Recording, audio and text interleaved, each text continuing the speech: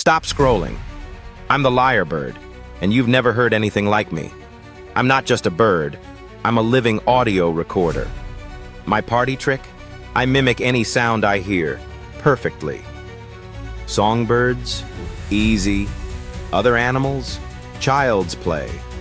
But I don't stop there. Chainsaws, car alarms, camera shutters, I can nail them all. Your ringtone? I can do that too.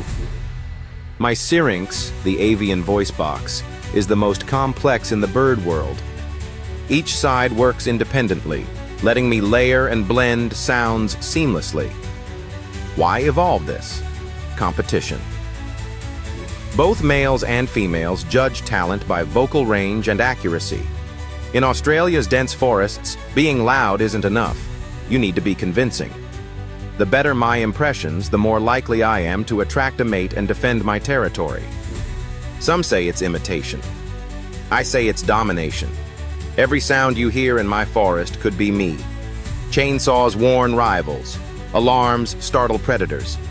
I turn human noise into my own advantage. So next time you think you're hearing a camera click in the wild, check again. It's probably just me showing off my unmatched vocal skills.